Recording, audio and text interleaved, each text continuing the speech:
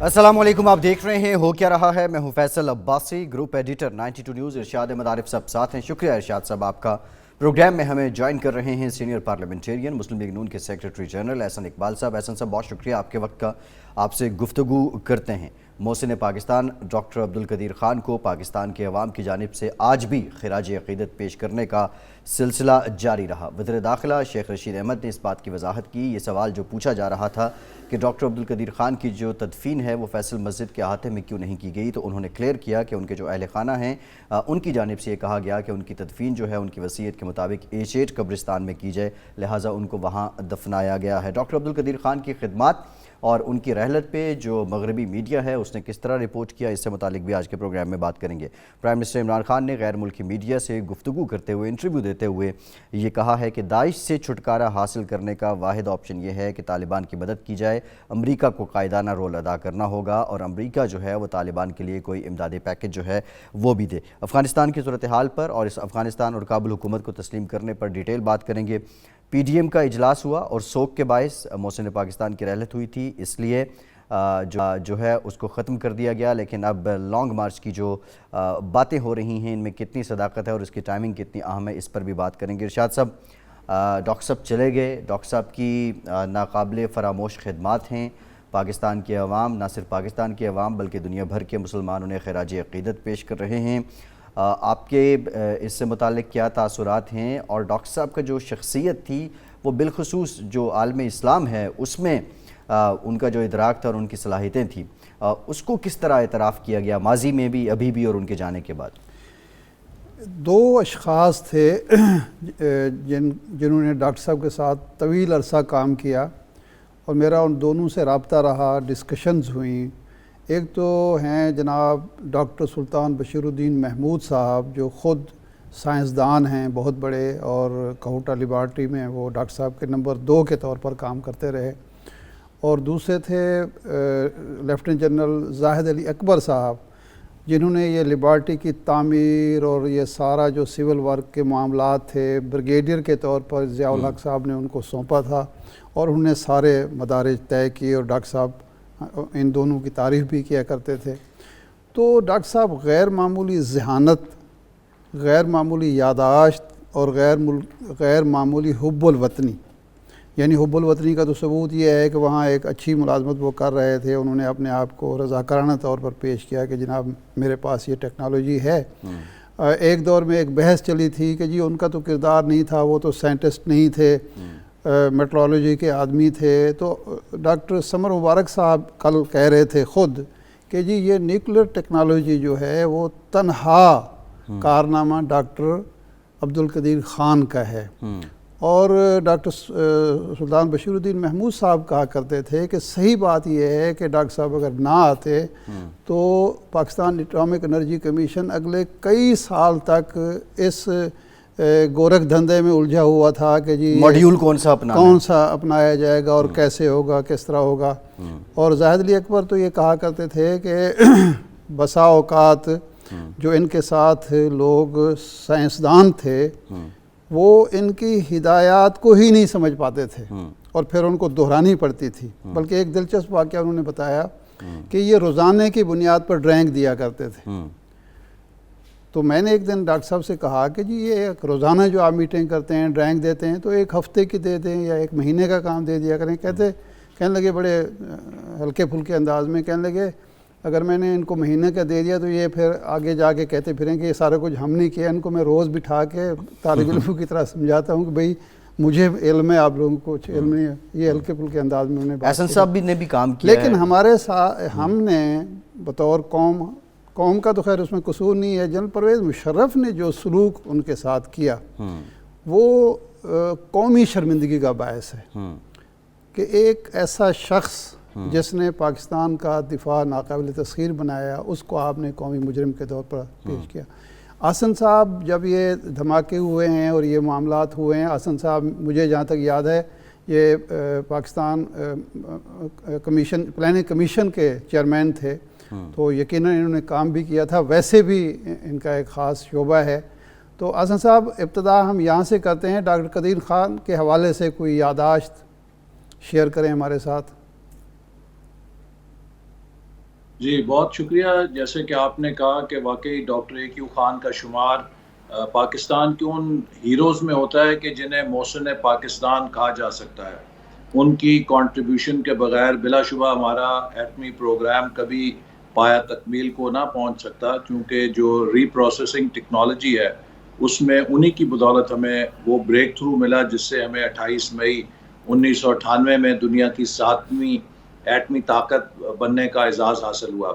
Doctor صاحب کے ساتھ میری بڑی نیاز مندی تھی، بہت شفیق تھے اور اکثر سائنس اور ٹیکنالوجی کے شعبوں میں ان سے رہنمائی لیتا رہتا تھا. اور چند ایک واقعات بڑے دلچسپ ہیں. ایک دفعہ ڈاکٹر صاحب مجھے بتا رہے تھے کہ وہ چائنا کسی دورے پہ گئے تو وہاں پہ کسی سینئر سائنسدان سے وہ میٹنگ کر رہے تھے. تو انہوں نے کہا کہ ڈاکٹر صاحب آپ نے کبھی گفتگو کے دوران بطخ کو تیرتے ہوئے دیکھا ہے؟ تو ڈاکٹر صاحب نے کہا کہ میں ایک دم حیران ہو گیا کہ ہم اتنی سائنٹیفک گفتگو کر رہے ہیں، اس میں ڈک کدھر سے آ گئی. تو پھر انہوں نے کہا کہ مجھے گمان ہوا کہ شاید وہاں پیکنگ ڈک مشہور ہے لنچ کے لیے، تو شاید یہ اس کے لیے کوئی ایک بنیاد بنا رہے ہیں کھانا کھلانے کے لیے. تو میں نے انہیں کہا کہ جی بالکل، ڈک تو ہم سبھی نے کہیں نہ کہیں دیکھی ہے تیرتی ہوئی. تو وہ چینی سائنسدان نے کہا کہ ڈاکٹر صاحب کام کرنے کا طریقہ جو ہے وہ بطخ سے سیکھنا چاہیے. جب وہ تیرتی ہے تو آپ پانی کے اوپر اس کے جسم کے کسی حصے سے حرکت نہیں دیکھ سکتے. آپ کو یہ نہیں اندازہ ہو سکتا کہ یہ موشن میں ہے، لیکن پانی سے نیچے اس کی ٹانگیں مسلسل حرکت میں ہوتی ہیں. تو یہ طریقہ ہے کام کرنا. تو میں نے ڈاکٹر صاحب سے ہنس کے کہا کہ ڈاکٹر صاحب ہمارا تو بالکل الٹا انداز ہوتا ہے، پانی کے اوپر پورا دھڑ جو ہے نعرے مار رہا ہوتا ہے اور جو ٹانگیں ہیں وہ ساکت ہوتی ہیں. نتیجہ یہ ہے کہ دشمن چوکس ہو جاتا ہے اور ہماری تیاری کچھ نہیں ہوتی. تو وہ بہت ہنسے، کہتے آپ نے بالکل ٹھیک کہا. پھر اسی طرح ایک اور بڑا دلچسپ واقعہ ہے کہ 28 مئی 1998 کو جب دھماکے ہو گئے تو ایک دن اتفاق سے ڈاکٹر قدیر خان صاحب اور ڈاکٹر اشفاق احمد جو ایٹامک انرجی کمیشن کے چیئرمین تھے، یہ دونوں پلاننگ کمیشن میں کسی ایک میٹنگ کے لیے میرے پاس تشریف لائے. تو میں نے ان سے پوچھا، میں نے کہا کہ آپ دونوں دو کلیدی اداروں کے سربراہ ہیں جنہوں نے اس نیوکلیئر پروگرام کو پایا تکمیل تک پہنچایا ہے.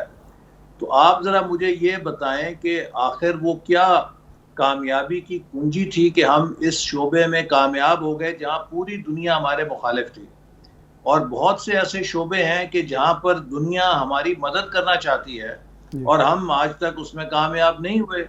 لوگ ہماری ایڈ بھی دیتے ہیں، ہمیں امداد بھی دیتے ہیں، ماہر بھی دیتے ہیں، لیکن وہاں پہ چاہے وہ ایجوکیشن ہے، چاہے وہ ہیلتھ ہے، چاہے اور کئی سیکٹرز ہیں، اس میں ابھی تک ہمیں بریک تھرو نہیں ملا.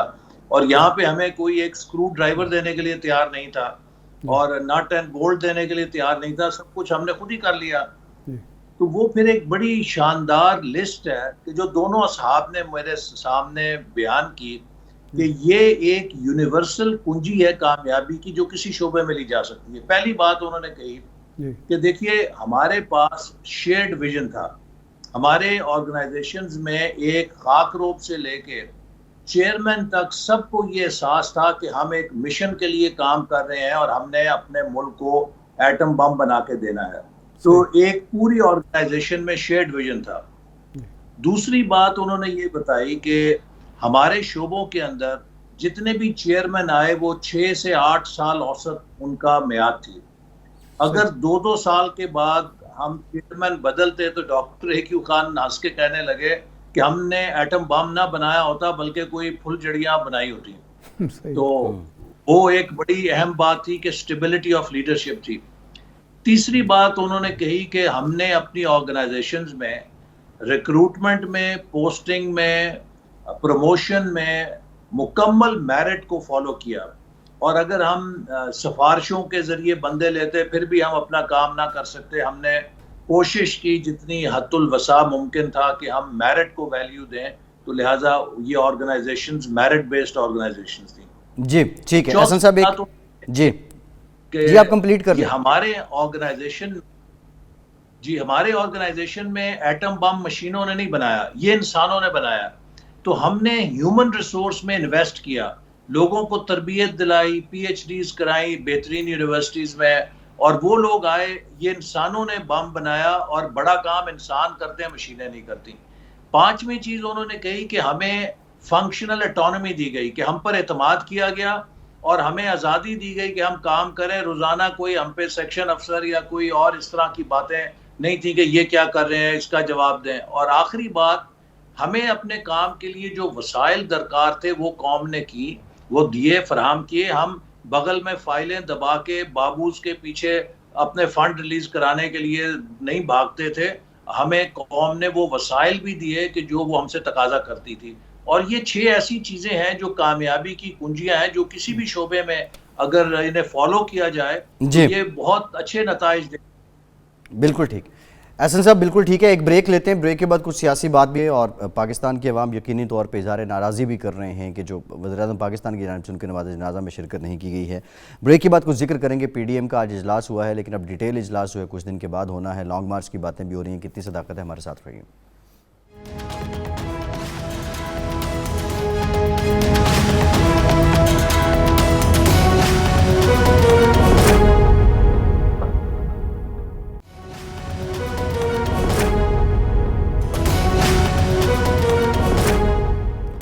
بریک کے بعد ایک بار پھر سے آپ کو خوش آمدید کہیں گے. احسن اقبال صاحب ساتھ ہیں. احسن صاحب، کیا P D M seriously long march کے لیے سوچ رہی ہے، اور یہ جو وقت ہے، جو ٹائمنگ ہے، یہ کیا اس کے لیے موزوں ہے؟ دیکھیے پی ڈی ایم کا آج کا اجلاس اس لیے مؤخر کرنا پڑا. ایک تو ڈاکٹر اے کیو خان کا انتقال ہوا، دوسرے ہمارے ایک سینئر لیڈر جناب پرویز ملک صاحب کا بھی آج انتقال ہوا. تو ان دونوں کے احترام میں آج ہمیں اجلاس کو ملتوی کرنا پڑا. 18 تاریخ کو سربراہی اجلاس ہوگا. پیش نظر اس وقت پی ڈی ایم کے جو لیڈرشپ کے فیصلے ہیں، ان میں رابطہ عوام مہم ہے، اس کو تیز کرنا ہے. چونکہ اس وقت آپ دیکھ رہے ہیں کہ ملک کے اندر اس حکومت کی جو ناکامی ہے، اس سے ہر شعبہ میل ڈاؤن کر رہا ہے. خاص طور پہ ایک عام آدمی پہ جو مہنگائی کا بوجھ پڑ چکا ہے اور مسلسل اس میں اضافہ ہو رہا ہے، اور جو حکومت کی معاشی پالیسیاں ہیں، اس سے آپ دیکھیں گے اگلے 4 سے 6 ماہ کے اندر تو مزید مہنگائی میں ہوش ربا اضافے کا توقع ہے. اور جو یہ حکومت دعوے کرتی تھی کہ یہ گروتھ لے کر آئے گی، ابھی جو ورلڈ بینک کا تازہ تخمینہ ہے اس کے مطابق بھی یہ 3.4 3.5 گروتھ ریٹ پوسٹ کر سکے گی اپنے 4th ایئر کے اندر. تو پاکستان جس کی ایک ینگ پاپولیشن ہے، ہمیں ہر سال 20 لاکھ نوجوان جو لیبر مارکیٹ میں انٹر ہوتے ہیں، ان کے لیے بھی روزگار چاہیے. اگر اتنی سلو گروتھ ہوگی تو ہم تو ایک معاشرتی انارکی اور سوشل انریسٹ کی طرف بڑھ رہے ہیں. اسی طرح جو ہمارے اس وقت ریاست کا خلفشار ہے، ادارتی بحران ہے، وہ دن بدن گہرا ہوتا جا رہا ہے. پارلیمنٹ بے وقت ہو چکی ہے، عدلیہ پہ حملے ہو رہے ہیں، اسی طرح میڈیا کو دبایا جا رہا ہے، الیکشن کمیشن کے خلاف اعلان جنگ ہے، نیب جو احتساب کا ادارہ ہے اس کا جو حشر ہو گیا ہے وہ آپ کے سامنے ہے. تو جو بھی کانسٹیٹیوشنل سکیم ہے ریاست کو چلانے کی، اس کے اوپر یہ حکومت حملہ آور ہے، اور کہیں بھی یہ کنسنسس پیدا کرنے کی صلاحیت کا اظہار نہیں کر سکی. آج تک 4تھا سال ہے یہ اپوزیشن کے ساتھ وزیر اعظم ایک دفعہ کسی جگہ نہیں بیٹھے کہ کسی قومی پالیسی کے اوپر اتفاق رائے پیدا کریں. تو جو پولرائزیشن ہو رہی ہے، یہ ملک کے نظام کو، ریاست کے نظام کو دن بدن کھوکھلا کر رہی ہے. اور جو ہمارے گرد اثرات ہیں وہ دن بدن بہت سنگین ہوتے جا رہے ہیں. ابھی جو علاقائی صورتحال ہے، افغانستان کی صورتحال ہے، جس طرح مغربی ممالک اس وقت پاکستان سے نالاں ہیں اور ان کے تحفظات ہیں، اس موقع پہ تو ہمیں بڑی قومی یکجہتی کی ضرورت ہے. لیکن یہ حکومت تو دن آسن صاحب گزارش یہ ہے کہ یہ جو سارا آپ نے بیان کیا یہ درست ہے، لیکن متبادل آپ کے پاس کیا لاہ عمل ہے؟ کیا اس حکومت کا اس وقت خاتمہ اور نئی حکومت کا قیام یہ مسئلے کا حل ہے؟ کیونکہ پچھلے سال آپ لوگ کہتے تھے کہ جی نہیں، اب لانگ مارچ کی ضرورت نہیں ہے، استعفوں کی ضرورت نہیں ہے، کیونکہ اب یہ بوجھ ہم نہیں اٹھا سکتے، ان کو مدت پوری کرنے دیں. جی دیکھیے نا، یہ تو ابھی اس وقت حکومت جو ہے بالکل ایک کچے دھاگے کے ساتھ کھڑی ہے. اور مجھے یقین ہے کہ اگر عوامی دباؤ ہم نے بڑھایا تو خود حکومت کے اتحادی بھی اس کا ساتھ چھوڑنے پہ مجبور ہو جائیں گے. یہ حکومت تو اس کی اپنی ٹانگیں تو نہیں ہیں, یہ تو ادھار کے اوپر دوسری جماعتوں سے سپورٹ لے کر چل رہی ہے, اور یہ ایک بڑا چیلنج ہوگا ان جماعتوں کے لیے جنہوں نے اس حکومت کا ساتھ دیا ہے کہ کیا وہ اپنا وزن اس حکومت کی کشتی میں ڈال کے اس کے ساتھ ہی ڈوبنا چاہیں گی یا وہ عوام کے ساتھ کھڑا ہونا چاہیں گی. اس میں خاص طور پہ ایم کیو ایم ہے کہ جو خود کو مڈل کلاس جماعت کا کہتی ہے اور مڈل کلاس اور متوسط طبقے کی نمائندگی کا دعویٰ کرتی ہے, کیا اس کو اس وقت عام آدمی کی مشکلات کا احساس نہیں ہے کہ اس وقت لوگوں کے کیا مسائل ہیں, نوجوانوں کے کیا مسائل ہیں, مہنگائی نے کیسے کراچی اور حیدرآباد کے لوگوں کی زندگی اجیرن کر رکھی ہے. کیا کاف لیگ جو خود کو مسلم لیگ بھی کہلواتی ہے, اسے اندازہ نہیں ہے کہ ریاست پاکستان اور آئین پاکستان کے ساتھ جو کھیل ہو رہا ہے کیا وہ مستقبل میں خود کو اس کٹہرے سے بچا سکے گی اگر وہ اس حکومت کو آکسیجن دیتی رہی کہ جو اس حکومت کے اوپر چارج مستقبل میں لگے گا. تو یہ سب عوامی دباؤ کے ساتھ ہی ہم سمجھتے ہیں کہ اوپننگز پیدا ہوں گی, اور اس کے لیے ہماری جو رابطہ عوام مہم ہے اس کو ہم اب انشاءاللہ تیز کر رہے ہیں. نہیں حسن صاحب, میرا سوال یہ تھا کہ آپ کا لاہ عمل کیا ہے, ان ہاؤس چینج یا نئے الیکشن؟ آپ اس تحریک سے, اس سارے صورتحال سے حاصل کیا کرنا چاہتے ہیں؟ ہم چاہتے ہیں کہ اس وقت ہمارے چاہنے کے علاوہ یہ بھی دیکھنا ہے کہ ملک کے مسئلے کا حل کیا ہے. دیکھیے, اگر آپ کوئی سٹاپ گیپ ارینجمنٹ انہیں اسمبلیوں کے اندر کر لیں گے, وزیر اعظم بدل لیں گے, اس سے بات نہیں بنے گی. ہمیں ایک نیا الیکشن چاہیے تاکہ ایک ایسی حکومت منتخب ہو جس کو آپ حقیقی معنوں میں نمائندہ حکومت کہیں, جس کے پاس اکثریت بھی ہو تاکہ وہ مستحکم ہو, اور سب سے بڑھ کر یہ کہ اس کے پاس اہلیت اور صلاحیت بھی ہو. وہ آن جاب ٹریننگ کی حکومت نہ ہو کہ اس نے سیکھنا ہے, روز تجربے کرنے ہیں اور ان تجربوں کی سزا 22 کروڑ عوام نے کاٹنی ہے. یعنی آپ اب تیار ہیں, جو چند ماہ پہلے تک نہیں تھے, کہ اگر حکومت تبدیل ہوتی ہے یا نئے الیکشن کے ذریعے یا ان ہاؤس چینج کے ذریعے تو آپ تیار ہیں, کیونکہ چند ماہ پہلے تک آپ کے دوست ساتھی یہ کہتے تھے کہ نہیں جی یہ ملبہ ہم اپنے اوپر نہیں لینا چاہتے, اس کو مدت پوری کرنے دیں, اپنی بوجھ سے اگلے الیکشن میں گرنے دیں. تو اب آپ مڈ ٹرم الیکشن کے لیے تیار ہیں اور ان ہاؤس چینج کے لیے بھی تیار ہیں, اور اس کے لیے پیپلز پارٹی کو بھی آپ آن بورڈ لیں گے؟ جی بالکل. دیکھیے, اب تو ہم سمجھتے ہیں کہ یہ چوتھا سال ہے حکومت کا. اب سال اور یا سال کم اس سے فرق نہیں پڑتا. لوگوں کی نظر میں یہ حکومت مکمل طور پہ ایکسپوز ہو چکی ہے, اور ہر آنے والا سال پچھلے سال سے بدتر ہو رہا ہے. کسی جگہ انہوں نے یہ صلاحیت نہیں دکھائی کہ یہ حالات میں کوئی بہتری لا سکتے ہیں, یہ کسی قسم کی تبدیلی جو وعدہ کر کے آئے تھے وہ دکھا سکتے ہیں. یہ تو دن بدن ملک کو دھسا رہے ہیں, قرضوں کے اندر, معاشی بحران کے اندر, سیاسی انتشار کے اندر, اور بیرونی محاذ پہ سفارتی تنہائی کے اندر. تو یہ سب چیزیں اگر ہم نے فی الفور نہ روکیں تو آج سے سال ڈیڑھ بعد جو پاکستان کا منظر نامہ ہوگا وہ تو سوچ کے ہی خوف آتا ہے کہ اگر ہمیں بھی حکومت تو وہ ایک بڑا خوفناک خواب ہوگا کہ کیسے ٹھیک کرنا ہے ملک.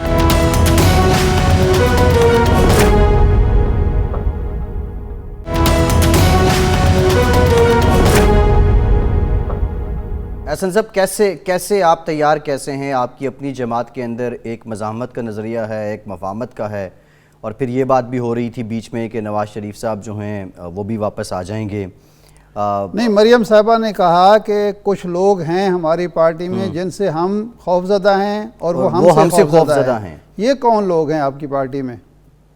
دیکھیے, اس وقت مسلم لیگ نون کے اندر کوئی ایسا شخص نہیں ہے کہ جس کے بارے میں یہ کہا جا سکے کہ وہ پارٹی سے یا قیادت سے وفادار نہیں ہے. سب لوگ صف اول کی ہماری جتنی قیادت ہے, نواز شریف صاحب سے لے کے مریم نواز صاحبہ, شہباز شریف صاحب, حمزہ شہباز, شاہد خاقان عباسی, میں خود, پھر خواجہ سعد رفیق, رانا ثناء اللہ, مفتاح اسماعیل, اور اسی طرح اعلیٰ حاضل قیاس, بے شمار ہمارے اراکین قومی اور صوبائی اسمبلی, ہم سب اپنے اپنے حصے کی جیلیں جھوٹے مقدموں میں بھگت آئے ہیں. تو لہٰذا کوئی پیچھے نہیں رہا. کسی نے کوئی, خواجہ آصف صاحب ابھی حال ہی کے اندر وہ بھی ہو کر آئے ہیں. تو اب کیا آپ توقع رکھتے ہیں کہ کوئی نرم کون ہوگا؟ مسلم لیگ نون میں بیانیوں سے کوئی خطرہ نہیں. دیکھیے, جو بیانیوں کی جنگ ہے وہ پارٹی کو کمزور نہیں کرتی بلکہ توانا کرتی ہے. پارٹی کو کمزور کرتی ہے قیادت کی جنگ. مسلم لیگ نون میں کوئی قیادت کا جھگڑا نہیں ہے. قیادت جو ہے وہ نواز شریف صاحب کی مسلمہ ہے. شہباز شریف صاحب سے لے کر ایک عام کارکن تک سب نواز شریف صاحب کی قیادت کو تسلیم بھی کرتے ہیں, اس کا احترام بھی کرتے ہیں.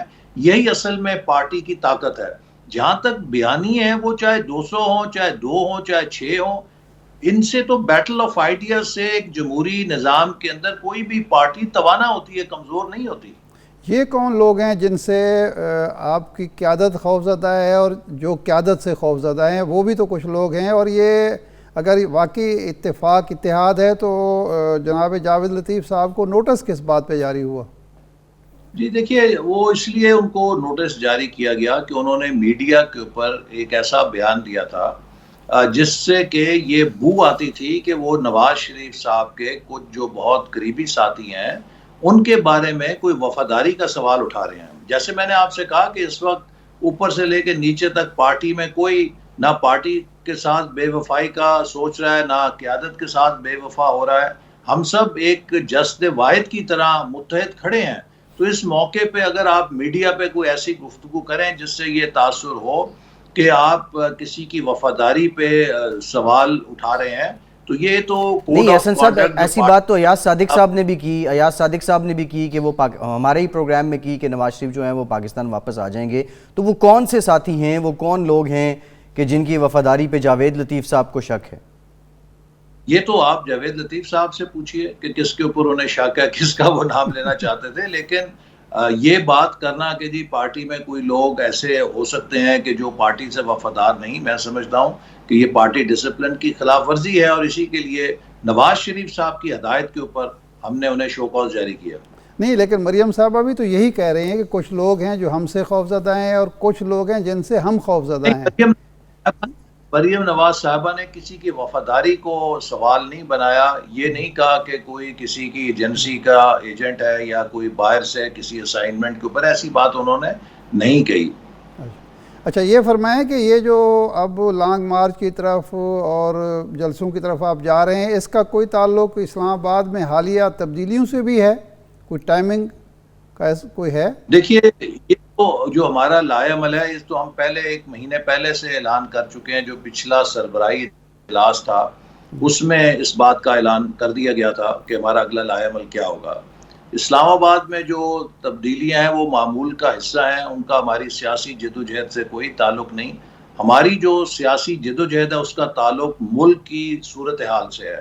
جو اس وقت آپ دیکھ رہے ہیں کہ ملک جس بحرانوں کے اندر, ملٹیپل کرائسس کے اندر دھسا ہوا ہے, as Pakistanis and as opposition یہ ہمارا فرض ہے کہ ہم ملک کو ان بحرانوں سے بچانے کے لیے اپنا کردار ادا کریں اور عوام کے ساتھ مل کر ایک رائے عامہ ہموار کریں. یہ حسن صاحب آپ نے فرمایا کہ جو حکمران پارٹی ہے اس کے اندر بھی بے چینی ہے اور ان کے اتحادیوں میں بے چینی ہونی چاہیے مہنگائی کی وجہ سے, بے روزگاری کی وجہ سے. تو کس کس پارٹی سے آپ کا رابطہ ہے, یا کون کون لوگ ہیں تحریک انصاف کے اندر جو آپ کے ساتھ رابطے میں ہیں؟ دیکھیے, اس وقت تو جیسے آپ جانتے ہیں کہ پوری ملک کی اپوزیشن, اگرچہ پی ڈی ایم اور پیپلز پارٹی میں راہیں جدا بھی ہوئیں, لیکن جو قومی معاملات ہیں ان پر تمام اپوزیشن اتفاق رائے رکھتی ہے, اور حکومت کا جو غیر آئینی ایجنڈا ہے اور جو عوام دشمن ایجنڈا ہے اس پر ہم سب مل کر آواز اٹھاتے ہیں. جہاں تک پی ٹی آئی کا سوال ہے, اس کے اندر اب ہر ایم این اے, ایم پی اے یہ دیکھ رہا ہے کہ اس مہنگائی کے ساتھ اور اس ناقص کارکردگی کے ساتھ وہ اگلے الیکشن میں عوام کا سامنا نہیں کر پائے گا.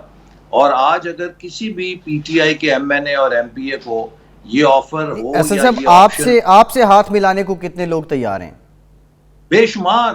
آج ہم جس کو یہ کہیں کہ ہم آپ کو اگلے الیکشن میں ٹکٹ دے دیں گے, وہ 48 گھنٹے میں ہمارے ساتھ شامل ہو جائے گا. لیکن ہم نے ابھی ایسی کوئی پالیسی نہیں اپنائی کہ جس سے کوئی ایسا فلڈ گیٹ کھولیں کہ جس سے ملک میں فلور کراسنگ کا سلسلہ شروع ہو. ہمارے پاس خود بھی اپنے مضبوط امیدوار ہیں, لیکن جہاں کہیں ایسی یہ پارلیمانی پالیٹکس ہے, اس میں آپ کو کینڈیڈیٹس چاہیے کہ جو نشستیں جیتیں. اگر کسی جگہ ایسی صورت ہوگی کہ جہاں پر ہمیں کوئی مقامی کینڈیڈیٹ جو الیکشن جیت سکے دستیاب نہ ہو، تو وہاں پر اگر کوئی نیا کینڈیڈیٹ ہمیں جوائن کرتا ہے جو پارٹی کو کامیابی دلا سکتا ہے، تو اس صورت میں تو وہاں ہم غور کر سکتے ہیں. لیکن جو میجورٹی ہیں حلقے، ان کے اندر تو ہمارے پاس خود اپنے بہت مضبوط اور پارٹی کے وفادار امیدوار موجود ہیں، جن میں سے کئیوں کو پچھلی دفعہ دھاندلی کے ذریعے ہروایا گیا تھا، تو ان کو تو چینج کرنا پھر نامناسب ہوگا، اور ان کے ساتھ بھی پارٹی جو ہے وفا نہیں کرے گی. پر حسن صاحب، میاں صاحب کب تشریف لا رہے ہیں؟ کیونکہ جاوید لطیف صاحب بھی کہہ رہے ہیں، رانا تنویر صاحب بھی ایک دفعہ کہہ چکے ہیں، ایاز صادق صاحب کا بھی خیال ہے کہ میاں صاحب تشریف لا رہے ہیں. دیکھیے، نواز شریف صاحب وہاں پر اپنے علاج کے لیے گئے ہیں، اور جو ان کو باہر اجازت ملی ہے اس میں یہ لکھا گیا ہے کہ جب ان کے معالجین ان کو یہ سرٹیفکیٹ دے دیں گے کہ اب ان کا علاج ہو گیا ہے اور ان کی صحت مستحکم ہے کہ یہ پاکستان واپس جا سکتے ہیں، تو ایک دن ضائع کیے بغیر وہ پاکستان آ جائیں گے. لیکن وہ کب آئیں گے اس کا فیصلہ نہ میں نے کرنا ہے، نہ ہماری جماعت میں کسی نے کرنا ہے، نہ انہوں نے خود کرنا ہے. اس کا فیصلہ ان کے معالجین نے کرنا ہے. جی ٹھیک ہے، بہت شکریہ سیکریٹری جنرل مسلم لیگ نون احسن صاحب. آپ کے وقت کا ایک بریک لیتے ہیں. بریک کے بعد پرائم منسٹر نے جو غیر ملکی میڈیا کو انٹرویو دیا اور افغانستان کی صورتحال پہ بات کریں گے. افغانستان میں پاکستان کے سفیر منصور علی خان صاحب ہمیں جوائن کریں گے. بریک کے بعد ہمارے ساتھ رہیے.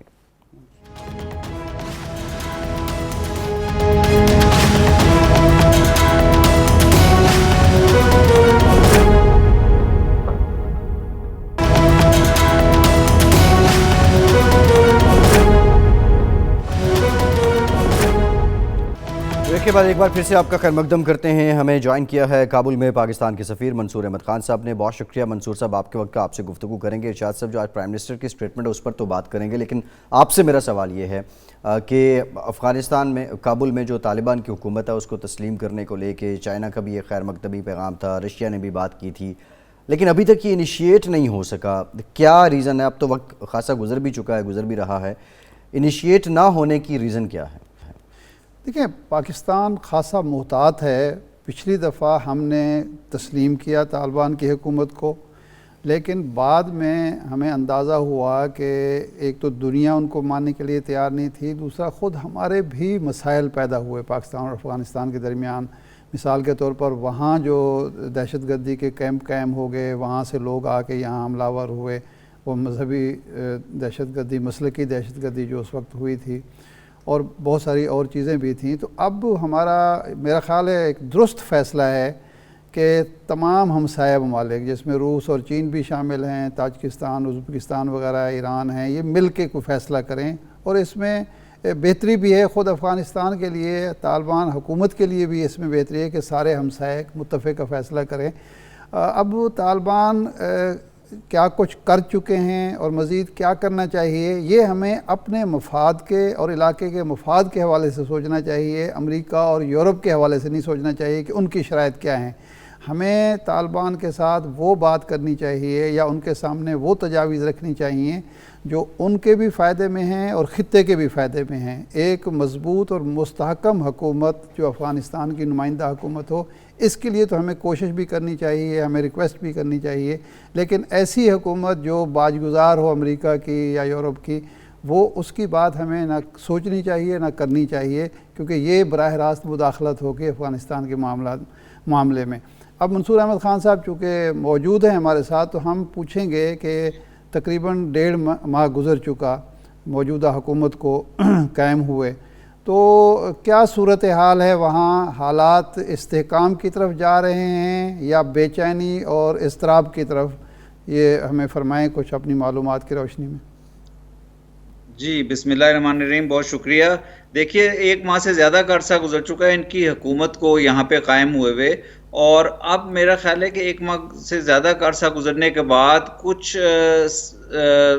مستقل مزاجی اور سٹیبلٹی کے آثار یہاں نظر آ رہے ہیں، کیونکہ چیلنجز ان کے موجود ہیں. چیلنجز ہیں ان کے بیسیکلی ہیومینیٹیرین ایشوز میں کہ سپلائز کی کافی شارٹیج وغیرہ ہوئی ہے اور ابھی تک تو حالات ٹھیک ہے لیکن ہونے کا ڈر ہے جو جو یہاں پہ موسم سرما کا آغاز ہو رہا ہے. ساتھ ہی چونکہ ان کے اوپر یو ایس کی طرف سے اور فریز ہے ان کے ریسورسز کے اوپر, تو اس کی وجہ سے جو بینک ٹرانزیکشنز ہیں, بزنس ہے, وہ نارملی نہیں ہو پا رہا. اور تیسری چیز جو ہے وہ سیکیورٹی میں, لا اینڈ آرڈر میں انہوں نے کافی حد تک کنٹرول کیا ہوا ہے, لیکن آپ نے دیکھا کہ جو داعش کے اٹیکس ہیں وہ کچھ تھمنے کا نام نہیں لے رہے. ایک بہت بڑا اٹیک جمعے کو کندوز میں ہوا, پھر ابھی سرینا کے اوپر بھی امریکہ اور یو کے کی انٹیلیجنس ایجنسیز نے کہا ہے کہ سرینا کے اوپر تھریٹ ہے, اٹیک ہو سکتا ہے. انہوں نے اپنے نیشنلز کو وارن کیا ہے کہ سرینا سے دور رہیں. تو اس قسم کی صورتحال جو ہے ان کے لیے چیلنجز تو موجود ہیں طالبان کے لیے, لیکن جہاں تک حکومت کی سٹیبلٹی کا تعلق ہے میں کہوں گا کہ وہ نظر آ رہی ہے. انہوں نے منسٹریز میں بھی کچھ نہ کچھ آرگنائزیشن لائے ہیں, وہاں پہ بھی ان کو دقتیں ہیں کیونکہ بہت انہیں نئے سٹاف کی ضرورت پڑ رہی ہے, نئے لوگوں کو لانا پڑ رہا ہے. اور پھر لارجر ایشوز, جس طرح ارشاد عارف صاحب نے بڑے صحیح کہا کہ چونکہ دنیا کی اپروچ, افغانستان کے ریجن کی نیبرز کی اپروچ یہ ہے کہ حالات کو دیکھ کر چلا جائے, اکٹھے چلا جائے, اور طالبان بھی شاید اس بات کو اچھی طرح سمجھ رہے ہیں اور وہ بھی دنیا سے انگیج کر رہے ہیں. اس لیے ابھی گزشتہ 2 دن میں ان کی یو ایس کے ساتھ ٹاکس ہوئی ہیں. ان کے فارن منسٹر اور ایک ہائی لیول ڈیلیگیشن دوحہ میں موجود ہے جنہوں نے یو ایس کے ساتھ اپنی ٹاکس مکمل کر لی ہیں, اور ان ٹاکس میں بھی جو ڈسکشن ہے وہ یہی رہی ہے کہ کس طرح سے یہ انکلوسیوٹی میں کیا کیا جا سکتا ہے اور ویمن رائٹس میں کیا کیا جا سکتا ہے, اور دیگر ایشوز میں. دونوں سائڈز کا پرسپیکٹو ابھی ڈیفرنٹ ہے, ویسٹ کا اور طالبان کا, لیکن میرا خیال ہے یہ انگیجمنٹ ابھی آگے آنے والے ہفتوں میں نظر آتی رہے گی. منصور صاحب, یہ جو ہم انکلوسیو گورنمنٹ کی بات کرتے ہیں, ہم بھی کرتے ہیں, یورپ اور امریکہ بھی کرتا ہے, اس سے مراد کیا یہ ہے کہ سابقہ رجیم کے کچھ لوگوں کو شامل کیا جائے یا ازبک, تاجک, ہزارہ اور باقی جو نسلی اور لسانی جو فریق ہیں وہ شامل ہوں؟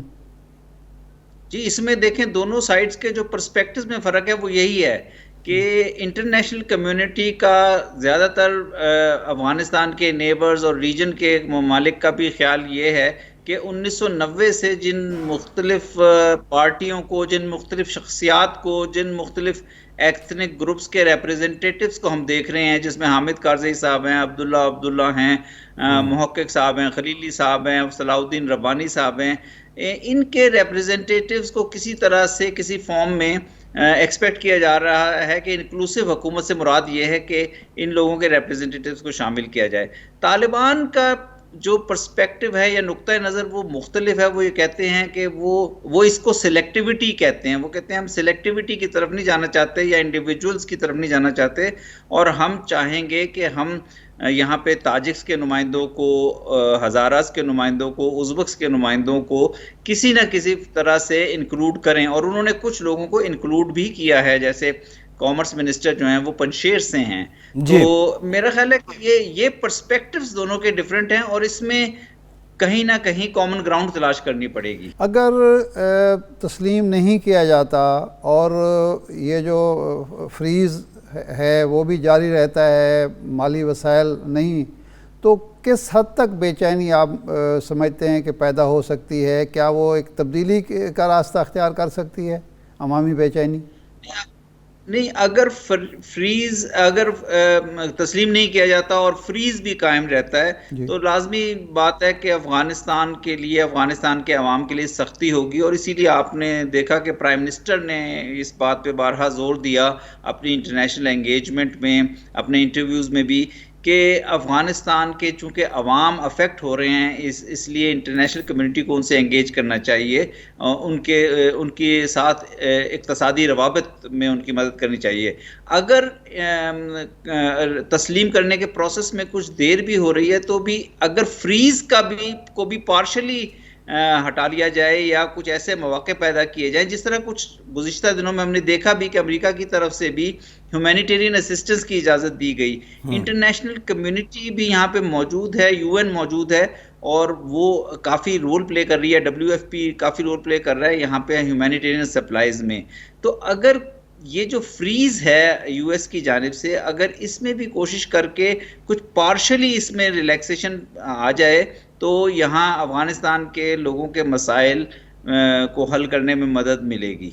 منصور صاحب، یہ جو سابقہ حکمران تھے یا حکمران دھڑے تھے وہ اب واقعی تحلیل ہو گئے ہیں، دوبارہ اثار اٹھانے کے قابل نہیں ہیں، یا اس بے چینی کو بڑھاوا دیں گے اور اس سے فائدہ اٹھانے کی کوشش کر سکتے ہیں؟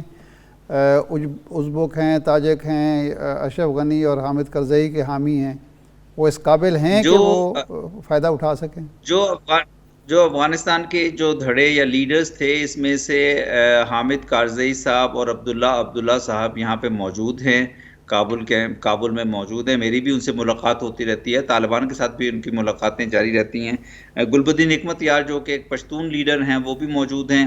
اس کے علاوہ جو بہت سے تاجک، ازبک اور ہزارہ لیڈرز جو تھے وہ یہاں سے چلے گئے تھے اور وہ مختلف جگہوں پہ چلے گئے ہیں، کچھ تاجکستان میں ہیں، کچھ ٹرکی میں ہیں، کچھ اور دیگر یورپ کے ممالک میں ہیں۔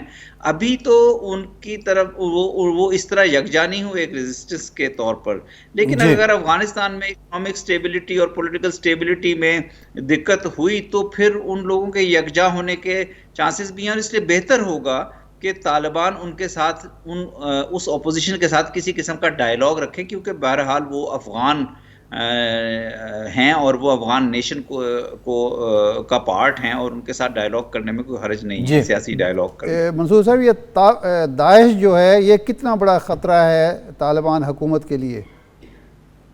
داعش جی ایک بہت بڑا خطرہ ہے۔ جو افغانستان میں ٹیررسٹ گروپس جو موجود ہیں اس میں سب سے جو پورٹنٹ یا سب سے جو اسٹرانگ گروپ ہے وہ داعش ہی ہے۔ اس کی مختلف صوبوں میں پریزنس موجود ہے، اور انہوں نے بھی ریسنٹلی شو بھی کیا کہ انہوں نے کندوز میں اٹیک، اس سے پہلے کابل میں ایک مسجد جس میں ذبیح اللہ مجاہد کی والدہ کے لیے فاتحہ خوانی ہو رہی تھی اس کے نزدیک اٹیک کیا۔ جلال آباد، ننگرہار میں بھی ان کی پریزنس ہے، وہاں اٹیک کرتے رہتے ہیں۔ طالبان نے ریسنٹلی ان اٹیکس کے بعد ایک عزم کا اظہار کیا ہے کہ وہ داعش کے خلاف ایک اسٹرانگ ایکشن لے رہے ہیں، لیکن داعش بہرحال داعش ہو یا یہ جو دیگر گروپس ہیں T T P, E T I M, I U M, یہ میرا خیال ہے افغانستان کے لیے ایک سیریس سیکیورٹی چیلنج ہے، نیبرز کے لیے بھی اور ریجن کے لیے بھی۔ اچھا، ٹی ٹی پی کے حوالے سے اب کیا صورتحال ہے؟ ایک تو پوزیشن ہے جو اعلانیہ ہے کہ جناب وہ ہم کچھ لوگوں کو مذاکرات کے لیے مذاکرات کی بات بھی ہو رہی ہے، سارا کچھ ہے، تو طالبان حکومت اور امیر یہ سیریس ہیں کہ ٹی ٹی پی کی موجودگی افغانستان میں ناقابل قبول ہے، ان کی تربیت گاہیں، ان کی پناہ گاہیں نہیں ہوں گی، پاکستان کے ساتھ ہم آہنگی ہے یا کوئی ڈفرینس آف اوپینین موجود ہے؟ دیکھیں، ٹی ٹی پی کے معاملے میں یا کسی بھی اور جو دیگر ٹیررسٹ آرگنائزیشنز جو ہیں، ٹیررسٹ گروپس جو ہیں جو کہ دیگر نیبرز کو یا دوسرے ممالک کی سیکیورٹی کو چیلنج کرتے ہیں، طالبان حکومت نے بڑی اسٹرانگ طریقے سے، فرم طریقے سے کہا ہے کہ وہ افغانستان کی سوائل کو کسی کو یوز نہیں کرنے دیں گے۔ اب اس سے آگے جو ٹی ٹی پی کے خلاف کیا ایکشن ہو سکتے ہیں، پاکستان اور افغانستان مل کے ٹی ٹی پی کے معاملے میں کس قسم کے ایگریمنٹ میں پہنچ سکتے ہیں، یہ میرا خیال ہے کہ اس کے لیے پاکستان اور افغانستان کے سیکیورٹی انسٹیٹیوشنز جو ہیں ان کے درمیان ہمارے سیکیورٹی فریم ورک موجود ہے، اس میں اے پیپس موجود ہے، Afghanistan Pakistan action plan for peace and solidarity, ان کے اندر ایک ڈائیلاگ کی، ایک انگیجمنٹ کی ضرورت ہے۔ ابھی چونکہ ان کی حکومت میں تمام انسٹیٹیوشنز مکمل طور پر وجود میں نہیں آئے ہیں یا مکمل طور پر فعال نہیں ہوئے ہیں، تو اس میں شاید تھوڑا سا وقت لگ سکتا ہے۔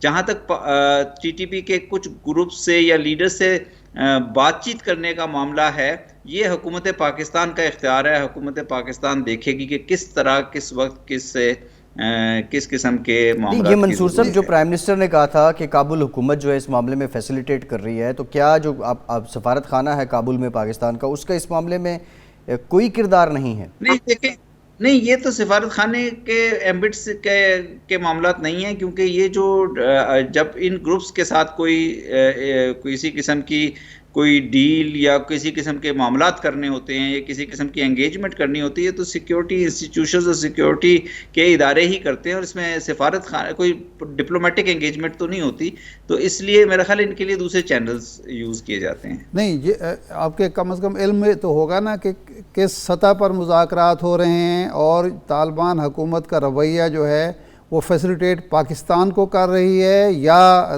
ٹی ٹی پی کو کر رہی ہے؟